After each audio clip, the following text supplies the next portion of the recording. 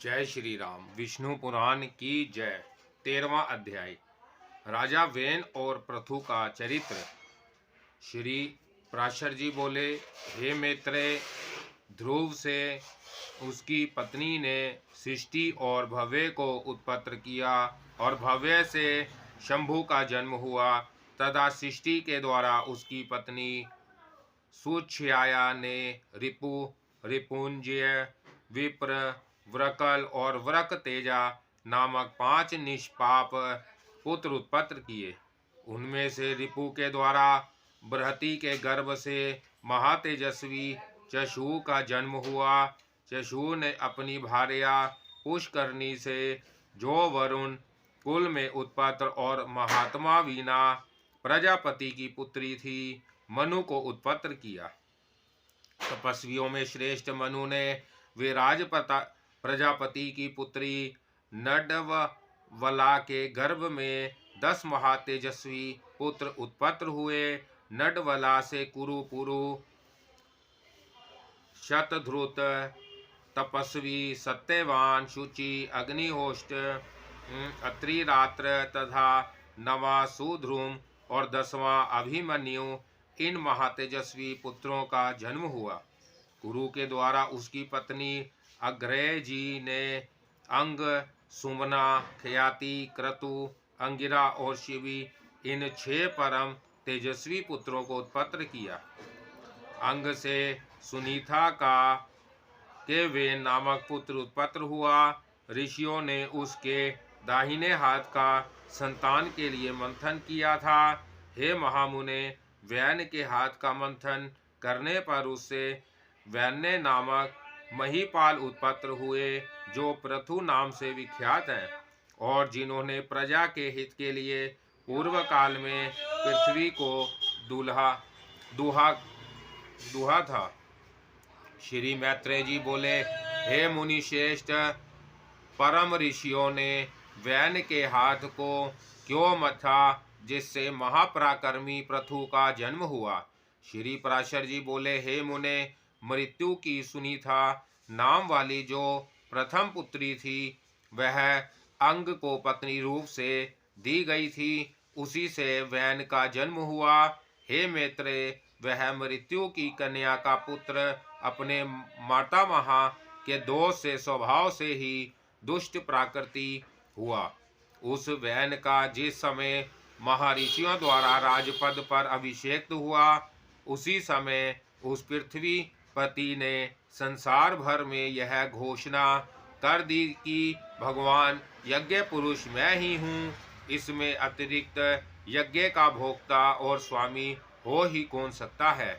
इसलिए कभी कोई यज्ञ, दान और हवन आदि ना करें। हे मैत्रेय, तब ऋषियों ने उस पृथ्वी पति के पास उपस्थित हो पहले उसकी खूब प्रशंसा कर सनवतना युक्त मधुर वाणी से कहा। ऋषिगण बोले, हे राजन, हे पृथ्वीपते, तुम्हारे राज्य और देह के उपकार तथा प्रजा के हित के लिए हम जो बात कहते हैं सुनो, तुम्हारा कल्याण हो। देखो, हम बड़े बड़े यज्ञों द्वारा जो सर्व यज्ञेश्वर देवाधिपति भगवान हरि का पूजन करेंगे, उसके फल में से तुमको भी भाग मिलेगा। हे नरप, इस प्रकार यज्ञों के द्वारा यज्ञ पुरुष भगवान विष्णु प्रसन्न होकर हम लोगों के साथ तुम्हारी भी सकल कामनाएं पूर्ण करेंगे। हे राजन, जिन राजाओं के राज्य में यज्ञेश्वर भगवान हरि का यज्ञों द्वारा पूजन किया जाता है, वह उनकी सभी कामनाओं को पूर्ण कर देते हैं। वैन बोला, मुझसे भी बढ़कर ऐसा और कौन है जो मेरा भी पूजनीय है। जिसे तुम यज्ञेश्वर मानते हो, वह हरि कहलाने वाला कौन है। ब्रह्मा, विष्णु, महादेव, इंद्र, वायु, यम, सूर्य, अग्नि, वरुण, धाता, पूषा, पृथ्वी और चंद्रमा तथा इनके अतिरिक्त और भी जितने देवता शाप और कृपा करने में समर्थ है, वह सभी राजा के शरीर में निवास करते हैं। इस प्रकार राजा सर्वदेवमय है। हे ब्राह्मणों, ऐसा जानकर मैंने जैसी जो कुछ आज्ञा की है वैसा ही करो। देखो, कोई भी दान, यज्ञ और हवन आदि ना करे। हे द्विजगण, स्त्री का परम धर्म जैसे अपने पति की सेवा करना ही माना गया है, वैसे ही आप लोगों का धर्म भी मेरी आज्ञा का पालन करना ही है।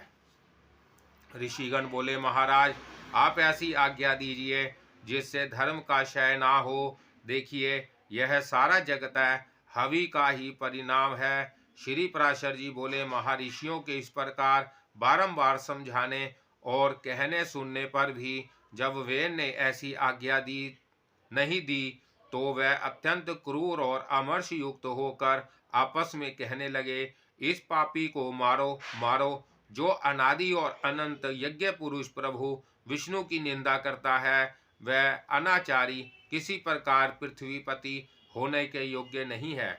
ऐसा कह मुनिगणों ने भगवान की निंदा आदि करने के कारण पहले ही मरे हुए उस राजा को मंत्र से पवित्र किए हुए कुशाओं से मार डाला। हे द्विज, तदंतर उन मुनीश्वरों ने सब और बड़ी धूली उठाती देखी। उसे देखकर उन्होंने अपने निकटवर्ती लोगों से पूछा, यह क्या है? उन पुरुषों ने कहा, राष्ट्र के राजाहीन हो जाने से दीन दुखिया लोगों ने चोर बनकर दूसरों का धन लूटना आरंभ कर दिया।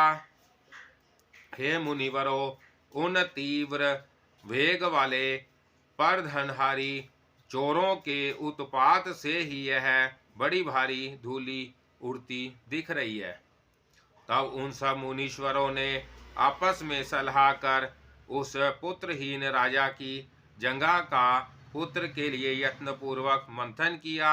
उसकी जंगा के मथने पर उससे एक पुरुष उत्पन्न हुआ जो जले ठूठे के समान काला, अत्यंत नाटा और छोटे मुख वाला था। उसने अति आतुर होकर उन सब ब्राह्मणों से कहा, मैं क्या करूं?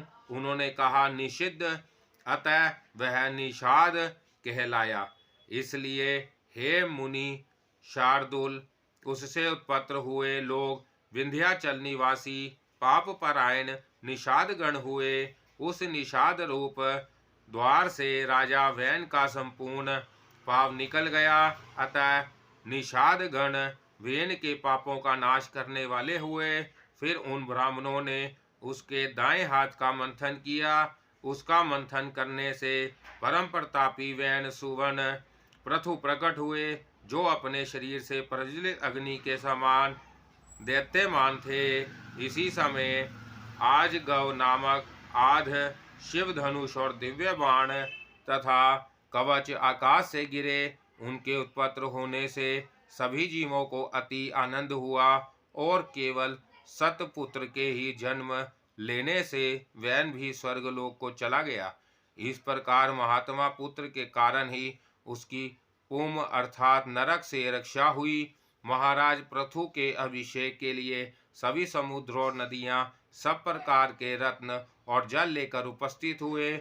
उस समय अंगिरस देवगणों के सहित पितामह ब्रह्मा जी ने और समस्त स्थावर जगम प्राणियों ने वहां आकर महाराज वैन्य का राज्याभिषेक किया।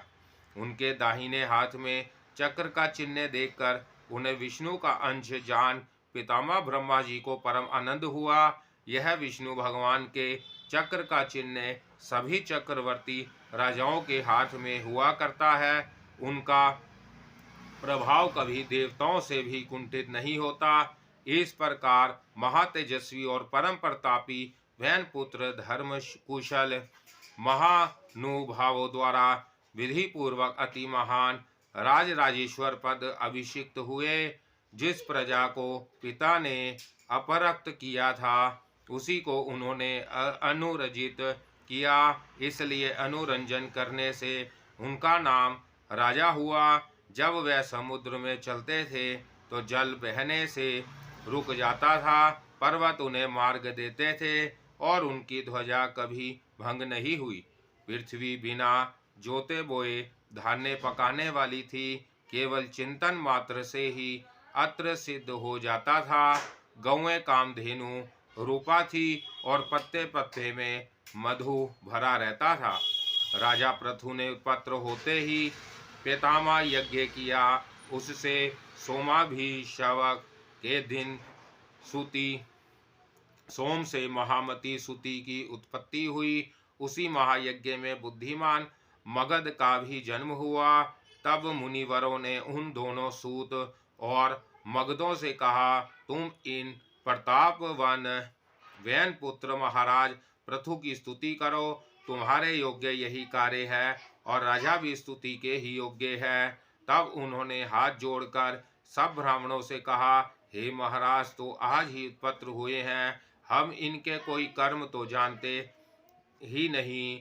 अभी इनके ना तो कोई गुण प्रकट हुए हैं और ना यश ही विख्यात हुआ है, फिर कहिए हम किस आधार पर इनकी स्तुति करें।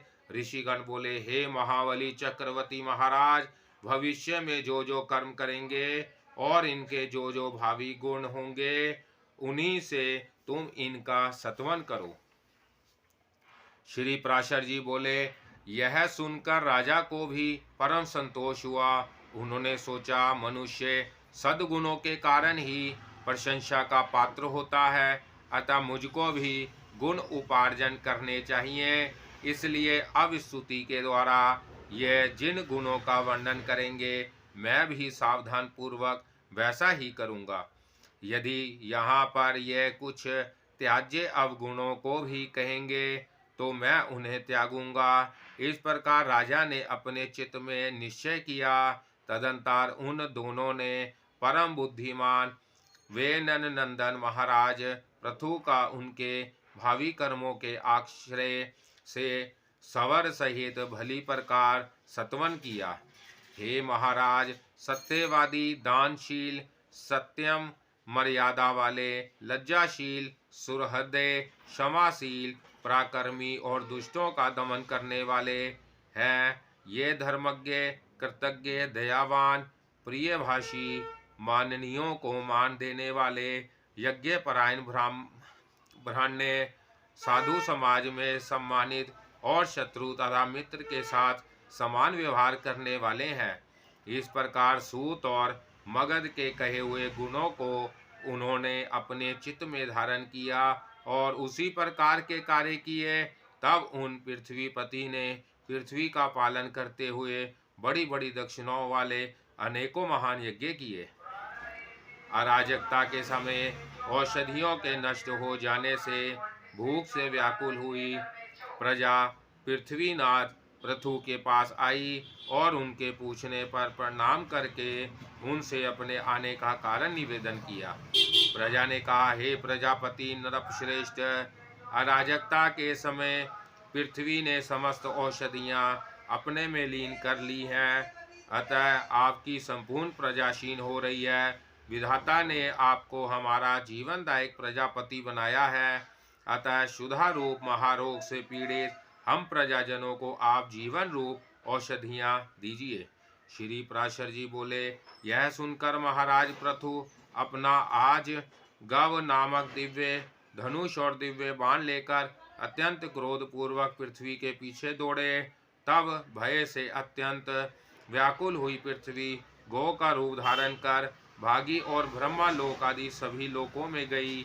समस्त भूतों को धारण करने वाली पृथ्वी जहाँ जहाँ भी गई, वहीं वहीं उसने वैन पुत्र पृथु को शास्त्र संधान किए अपने पीछे आते देख, तब उन प्रबल पराक्रमी महाराज पृथु से उनके बाण प्रहार से बचने की कामना से कांपती हुई पृथ्वी इस प्रकार बोली। पृथ्वी ने कहा, हे राजेंद्र, क्या आपको स्त्री वध का महापाप नहीं दिख पड़ता, जो मुझे मरने पर आप ऐसे उतारू हो रहे हैं। पृथु बोले, जहाँ एक अनर्थकारी को मार देने से बहुतों को सुख प्राप्त हो, उसे मार देना ही पुण्यदायक है। पृथ्वी बोली, हे नरपश्रेष्ठ, यदि आप प्रजा के हित के लिए ही मुझे मारना चाहते हैं तो आपकी प्रजा का आधार क्या होगा। पृथु ने कहा, अरि वसुधे, अपनी आज्ञा का उल्लंघन करने वाले ही तुझे मारकर मैं अपने योग बल से ही इस प्रजा को धारण करूंगा। श्री पराशर जी बोले, तब अत्यंत भयभीत एवं कांपती हुई पृथ्वी ने उन पृथ्वीपति को पुनः प्रणाम करके कहा। पृथ्वी बोली, हे राजन, यत्न पूर्वक आरंभ किए हुए सभी कार्य सिद्ध हो जाते हैं। अतः मैं भी आपको एक उपाय बताती हूँ, यदि आपकी इच्छा हो तो वैसा ही करें। हे नरनाथ, मैंने जिन समस्त औषधियों को पचा लिया है, उन्हें यदि आपकी इच्छा हो तो दुग्ध रूप से मैं दे सकती हूँ। अतः हे धर्मात्माओं में श्रेष्ठ महाराज, आप प्रजा के हित के लिए कोई ऐसा वत्स बनाइए जिससे वत्सल्यवश मैं उन्हें दुग्ध रूप से निकाल सकूं, और मुझको आप सर्वत्र समतल कर दीजिए, जिससे मैं उत्तम औषधियों के बीज रूप दुग्ध को सर्वत्र उत्पन्न कर सकूं। श्री पराशर जी बोले, तब महाराज पृथु ने अपने धनुष की कोटि में सैकड़ों हजारों पर्वतों को उखाड़ा और उन्हें एक स्थान पर इकट्ठा कर दिया। इससे पूर्व पृथ्वी के समतल ना होने से पूर्व और ग्राम आदि का कोई नियमित विभाग नहीं था। हे मैत्रेय, उस समय अत्र गौरक्षा, कृषि और व्यापार का भी कोई कर्म न था। यह सब तो वैन पुत्र पृथु के समय से ही आरंभ हुआ है। हे द्विजोत्तम, जहाँ जहाँ भूमि समतल थी वहीं वहीं पर प्रजा ने निवास करना पसंद किया। उस समय तक प्रजा का आहार केवल फल मूल आदि ही था। वह भी औषधियों के नष्ट हो जाने से बड़ा दुर्लभ हो गया था। तब पृथ्वीपति पृथु ने स्वयंभू मनु को बछड़ा बनाकर अपने हाथ में ही पृथ्वी से प्रजा के हित के लिए समस्त धान्यों को दुहा। हे तात, उसी अत्र के आधार से अब भी सदा प्रजा जीवित रहती है। महाराज पृथु प्राणदाता करने के कारण भूमि के पिता हुए, इसलिए उस सर्वभूतधारियों को पृथ्वी नाम मिला। हे मुने, फिर देवता, मुनि, दैत्य, राक्षस, पर्वत, गंधर्व, सर्प, यक्ष और पितृगण आदि ने अपने पात्रों में अपना अभिमत दूध दुहा तथा दुहने वालों के अनुसार उनके सजातीय ही दोग्धा और वत्स आदि हुए। इसलिए विष्णु भगवान के चरणों से प्रकट हुई यह पृथ्वी ही सबको जन्म देने वाली, बनाने वाली तथा धारण और पोषण करने वाली है। इस प्रकार पूर्व काल में वैन के पुत्र महाराज पृथु ऐसे प्रभावशाली और वीरवान हुए। प्रजा का रंजन करने के कारण वह राजा कहलाए। जो मनुष्य महाराज पृथु के इस चरित्र का कीर्तन करता है, उसका कोई भी दुष्कर्म फलदायी नहीं होता।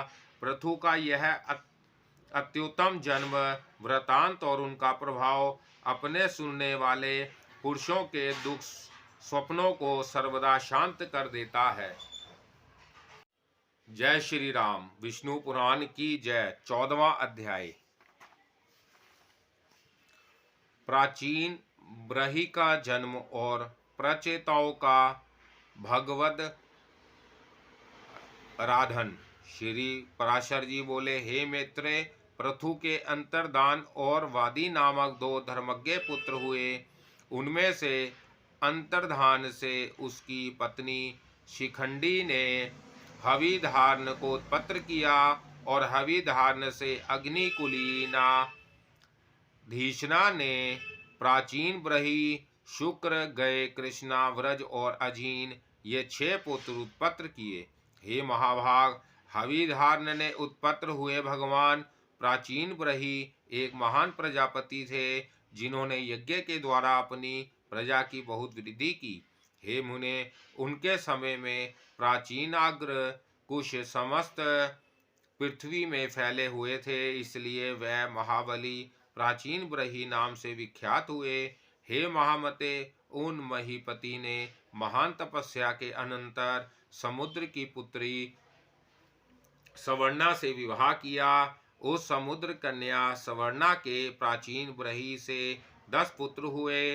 वह प्रचेता नामक सभी पुत्र धनुर्विद्या के पारगामी थे। उन्होंने समुद्र के जल में रहकर 10,000 वर्ष तक समान धर्म का आचरण करते हुए घोर तपस्या की। श्री मैत्रेय जी बोले, हे महामुने, उन महात्मा प्रचेताओं ने जिस लिए समुद्र के जल में तपस्या की थी, सो आप कहिए। श्री पराशर जी कहने लगे, हे मैत्रेय, एक बार प्रजापति की प्रेरणा से प्रचेताओं के महात्मा पिता प्राचीन ब्रही ने उनसे अति सम्मानपूर्वक संतानोत्पत्ति के लिए इस प्रकार कहा। प्राचीन ब्रही बोले, हे पुत्रों, देवादिदेव ब्रह्मा जी ने मुझे आज्ञा दी है कि तुम प्रजा की वृद्धि करो, और मैंने भी उनसे बहुत अच्छा कह दिया है। अतः हे पुत्रगण, तुम भी मेरी प्रसन्नता के लिए सावधान पूर्वक प्रजा की वृद्धि करो, क्योंकि प्रजापति की आज्ञा तुमको भी सर्वथा माननीय है। श्री पराशर जी बोले, हे मुने, उन राजकुमारों ने पिता के ये वचन सुनकर उनसे जो आज्ञा ऐसा कहकर फिर पूछा। प्रचेता बोले, हे तात, जिस कर्म से हम प्रजा वृद्धि में समर्थ हो सके उसकी आप हमसे भली प्रकार व्याख्या कीजिए। पिता ने कहा, वरदायक भगवान विष्णु की आराधना करने से ही मनुष्य को निसंदेह इष्ट वस्तु की प्राप्ति होती है, और किसी उपाय से नहीं। इसके सिवा और मैं तुमसे क्या कहूँ। इसलिए यदि तुम सफलता चाहते हो तो प्रजा वृद्धि के लिए सर्वभूतों के स्वामी श्री हरि गोविंद की उपासना करो। धर्म अर्थ काम या मोक्ष की इच्छा वालों को सदा अनादि पुरुषोत्तम भगवान विष्णु की ही आराधना करनी चाहिए। कल्प के आरंभ में जिनकी उपासना करके प्रजापति ने संसार की रचना की है, तुम उन अच्युत की आराधना करो, इससे तुम्हारी संतान की वृद्धि होगी। श्री पराशर जी बोले, पिता की ऐसी आज्ञा होने पर प्रचेता नामक 10 पुत्रों ने समुद्र के जल में डूबे रहकर सावधान पूर्वक तप करना आरंभ कर दिया। हे मुनि श्रेष्ठ, सर्वलोकाश्रम जगतपति श्री नारायण में चित्त लगाए हुए उन्होंने 10,000 वर्षों तक वहीं स्थित रहकर देवाधिदेव श्री हरि की एकाग्र चित्त से स्तुति की, जो अपनी स्तुति की जाने पर स्तुति करने वालों की सभी कामनाएं सफल कर देते हैं। श्री मैत्रेय जी बोले, हे मुनि श्रेष्ठ, समुद्र के जल में स्थित रहकर प्रचेताओं में भगवान विष्णु की जो अति पवित्र स्तुति की है वह कृपया मुझसे कहिए। श्री पराशर जी बोले, हे मैत्रेय, पूर्व काल में समुद्र में स्थित रहकर प्रचेताओं ने तन्मय भाव से श्री गोविंद की जो स्तुति की वह सुनो। प्रचेताओं ने कहा, जिनमें संपूर्ण वाक्यों की नित्य प्रतिष्ठा है, अर्थात जो संपूर्ण वाक्यों के एकमात्र प्रतिपाद है, तथा जो जगत की उत्पत्ति और प्रलय के कारण है, उन निखिल जगत्रात्र परम प्रभु को हम नमस्कार करते हैं, जो आदि ज्योतिर्स्वरूप अनुपम अनंत अपार और समस्त चराचर के कारण है, तथा जिन रूपहीन परमेश्वर के दिन रात्रि और संध्या ही प्रथम रूप है, उन काल स्वरूप भगवान को नमस्कार है। समस्त प्राणियों के जीवन रूप जिनके अमृतमय स्वरूप को देव और पितृगण नित्य प्रति भोगते हैं, उन सोम स्वरूप प्रभु को नमस्कार है, जो तीक्ष्ण स्वरूप अपने तेज से आकाश मंडल को प्रकाशित करते हुए अंधकार को भस्म कर जाते हैं, तथा जो धाम शील और जल के उधम स्थान है, उन सूर्य स्वरूप को नमस्कार है, जो कठिनता युक्त होकर इस संपूर्ण संसार को धारण करते हैं और शब्द आदि पांचों विषयों के आधार तथा व्यापक है। उन भूमि रूप भगवान को नमस्कार है, जो संसार का योनि रूप है और समस्त देहधारियों का बीज है। भगवान हरि के उस जल स्वरूप को हम नमस्कार करते हैं, जो समस्त देवताओं का हव्य भुक्त और पितृगण अव्यक्त भूक मुक्त मुख है। उस अग्नि स्वरूप विष्णु भगवान को नमस्कार है, जो प्राण अपान आदि 5 प्रकार से देह में स्थित होकर दिन रात चेष्टा करता रहता है, तथा जिसकी योनि आकाश है, उस वायु रूप भगवान को नमस्कार है, जो समस्त भूतों को अवकाश देता है। उस अनंत मूर्ति और परम शुद्ध आकाश स्वरूप प्रभु को नमस्कार है। समस्त इंद्रियां सृष्टि के जो उत्तम स्थान है, उन शब्द स्पर्शादि रूप विधाता श्री कृष्ण चंद्र को नमस्कार है, जो शर और अक्षर इंद्रिया रूप से नित्य विषयों को ग्रहण करते हैं, उन ज्ञान मूल हरि को नमस्कार है। इंद्रियों के द्वारा ग्रहण किए विषयों को आत्मा के सम्मुख उपस्थित करता है, उस अंतकरण रूप विश्वात्मा को नमस्कार है। जिस अनंत में सकल विश्व स्थित है, जिससे वह उत्पन्न हुआ है और जो उनके लय का भी स्थान है, उस प्राकृतिक स्वरूप परमात्मा को नमस्कार है, जो शुद्ध और निर्गुण होकर भी भ्रमवश गुण युक्त से दिखाई देते हैं। उन आत्मस्वरूप पुरुषोत्तम देव को हम नमस्कार करते हैं, जो अविकारी अजन्मा शुद्ध निर्गुण निर्मल और श्री विष्णु परम पद है। उस ब्रह्मा स्वरूप को हम नमस्कार करते हैं, जो ना लंबा है, ना पतला है, ना मोटा है, ना छोटा है, और ना काला है, ना लाल है, जो स्नेह द्रव कांति तथा शरीर से रहित एवं अनासक्त और अशरीरी जीव से भित्र है, जो अवकाश स्पर्श गंध और रस से रहित तथा आंख कान विहीन अचल एवं जीवा हाथ और मन से रहित है, जो नाम गोत्र सुख और तेज से शून्य तथा कारणहीन है, जिसमें भय भ्रांति निद्रा जरा और मरण इनका अभाव है, जो अजर अशब्द अमृत अल्पुत और असंवृत है, जिसमें पूर्वापर व्यवहार की गति नहीं है, वही भगवान विष्णु का परम पद है, जिसका ईशान ही है, परम गुण है, जो सर्वरूप है और अनादर है तथा जीवा और दृष्टि का अविषय है। भगवान विष्णु के उस परम पद को हम नमस्कार करते हैं। श्री पराशर जी बोले, इस प्रकार श्री विष्णु भगवान में समाधिस्थ होकर प्रचेताओं ने महासागर में रहकर उनकी स्तुति करते हुए 10,000 वर्षों तक तपस्या की। तब भगवान श्री हरि ने प्रसन्न होकर उन्हें खिले हुए नील कमल की सी आभा युक्त दिव्य छवि से जल के भीतर ही दर्शन दिया। प्रचेताओं ने पक्षीराज गरुड़ पर चढ़े हुए श्री हरि को देखकर उन्हें भली भांति के भार से झुके हुए मस्तकों द्वारा प्रणाम किया। तब भगवान ने उनसे कहा, मैं तुमसे प्रसन्न होकर तुम्हें वर देने के लिए आया हूँ, तुम अपना अभिष्ट वर मांगो। तब प्रेचेताओं ने वरदायक श्री हरि को प्रणाम कर जिस प्रकार उनके पिता ने उन्हें प्रजावृद्धि के लिए आज्ञा दी थी, वह सब उनसे निवेदन की। तदंतर भगवान उन्हें अभिष्ट वर देकर अंतर्धान हो गए और वह जल के बाहर निकल आए।